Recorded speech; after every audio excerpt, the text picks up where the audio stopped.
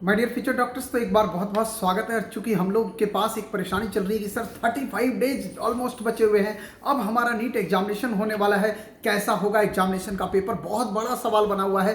तो मैं आपको एक चीज़ बता दूं, केमिस्ट्री सब्जेक्ट में अगर आप अच्छा करना चाहते हो तो क्या आपको पता है कि केमिस्ट्री के सारे चैप्टर बहुत इंपॉर्टेंट नहीं है। अगर आप मैक्सिमम वेटेज की बात करेंगे, मतलब वो चैप्टर की बात करेंगे जहां से 62 से 64% क्वेश्चन हर एक बार आता है, तो वैसे कुछ चैप्टर आपको केवल और केवल जो है वो 9 से 10 चैप्टर पढ़ने हैं। अगर आप इतने चैप्टर कवर करते हैं तो बिलीव कीजिए कि आपके सारे क्वेश्चन कवर हो जाएंगे। मतलब आप 120 plus score easily only and only 35 days कर सकते हो यार। हाँ, इससे ज्यादा आपको जरूरत ही नहीं पड़ेगा। आपको एकदम सिंपल बात बताता हूं कि अगर आप एवरेजन 2004 से लेकर 2021 तक का नीट का पेपर आप एनालिसिस कर लो, आपको पता चल जाएगा कि वही चैप्टर, वही हेडिंग केवल बार बार रिपीट हो रहा है। तो भैया क्यों ना उन चैप्टर को और उन हेडिंग को बार बार पढ़ा भी जाए, जिसमें आपको सबसे पहला इंपॉर्टेंट चैप्टर बनता है केमिकल बॉन्डिंग, जहां से आपके पास 4 से 5 question each and every year होते हैं, इंक्लूडिंग एक साल यहां से 6 क्वेश्चन था। तो 4 से 5 क्वेश्चन तो रहेगा ही रहेगा। मतलब ये 4-5 क्वेश्चन आपको करना ही करना है। और इसके लिए भैया आपको एकदम बढ़िया तरीके से केमिकल बॉन्डिंग पे होल्ड करना है, जिसमें खास करके आपका वैलेंस बॉन्ड थ्योरी और एमओटी, जहां से question maximum repeat repeat repeat and repeat हो रहा है, तो वैसे आर्टिकल को कवर करोगे तो केमिकल बॉन्डिंग 5 क्वेश्चन मान के चलिए आप कवर करेगा ही करेगा।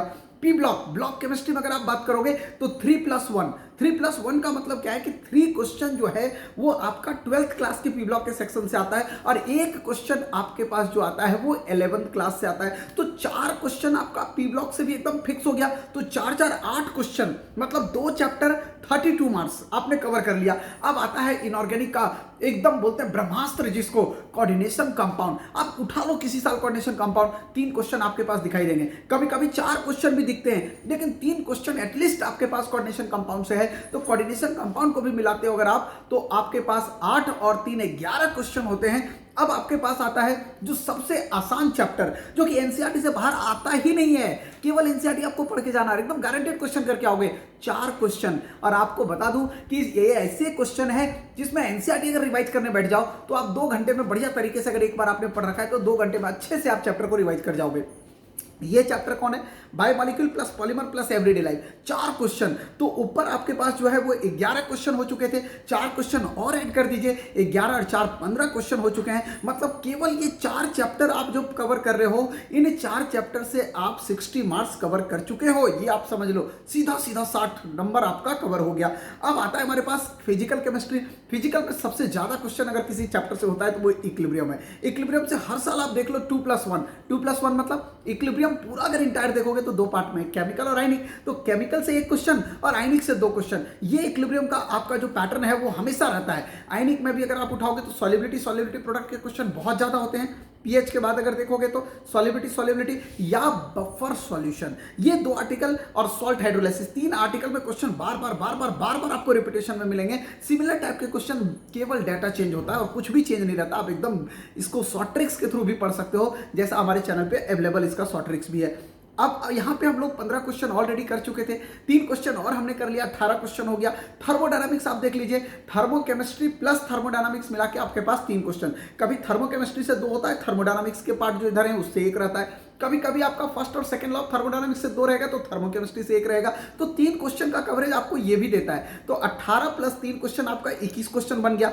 इसके बाद इलेक्ट्रोकेमिस्ट्री हर साल 2 क्वेश्चन होता है। 2 क्वेश्चन में जो होता है वो इलेक्ट्रोकेमिकल सेल जो आप लोग पढ़ते हो, जो galvanic cell construction, Nernst equation, 1 question यहां से रहेगा, और 1 क्वेश्चन आपका फेराडे और जो कंडक्टेंस टर्म्स वगैरह या बैटरी वगैरह है, ये 1 क्वेश्चन। मतलब यहां पे इस तरह से 2 क्वेश्चन डिवाइड है बिल्कुल। तो आपके पास टोटल क्वेश्चन अभी तक जो हो गए थे वो 18 हो चुके थे। अब इन 2 क्वेश्चन को आप और अगर इंक्लूड करते हैं तो आपके पास 20 क्वेश्चन होता है। अब आता है सबसे बड़ा चैप्टर ऑर्गेनिक में, वो है हाइड्रोकार्बन अगर आप देखोगे तो 3+1 क्वेश्चन। मतलब 3+1 इसलिए बोल रहा हूं मैं क्योंकि 3 क्वेश्चन तो कंपलसरी है, एकदम बिल्कुल आएगा ही आएगा। तो 3 क्वेश्चन कंपलसरी आने का मतलब आप सीधा इसको आंकड़ा लगा लो कि भैया 3 क्वेश्चन, और कभी कभी 4 या 5 क्वेश्चन भी यहां से दिखता है। रीजन साफ साफ है, क्योंकि हाइड्रोकार्बन एक ऐसा चैप्टर है जिसकी काफी प्रॉपर्टी अल्काइल हैलाइड से हेलो एल्केन से मिल रहे हैं, काफी प्रॉपर्टी अल्कोहल से मिल रहे हैं। तो ये कॉमन क्वेश्चन बन जाते हैं, इसलिए मैं इसको 4 क्वेश्चन में रख रहा था। तो ऐसे सिचुएशन में अगर आप हाइड्रोकार्बन कर लेते हैं तो 20 और 4 24 क्वेश्चन आपके पास बिल्कुल तैयार हो गया अच्छे से। अब हमारे पास आता है क्या?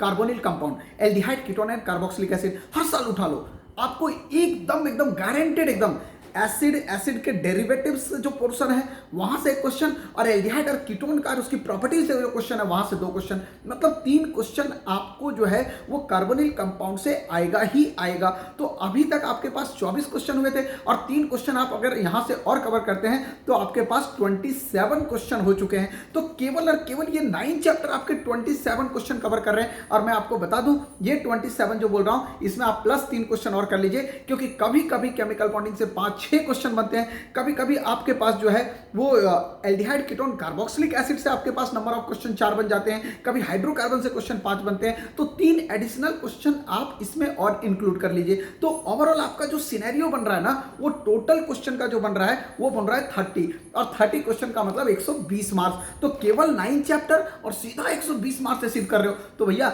आप पहले इन चैप्टर को पढ़ो और इनके जो वीक पॉइंट है इसको बार बार रिपीट करो। इसके बाद आप एक एक नंबर, सॉलिड स्टेट 1 क्वेश्चन आता है, सरफेस केमिस्ट्री 1 आता है, मेटलर्जी उठाइए 1 आता है, हाइड्रोजन उठाइए कभी आया कभी नहीं भी आया, रिडॉक्स और हाइड्रोजन मिला के देखेंगे तो 1 क्वेश्चन है। तो भैया इस चैप्टर को उतना ज्यादा दिमाग क्यों लगा रहे हैं यार?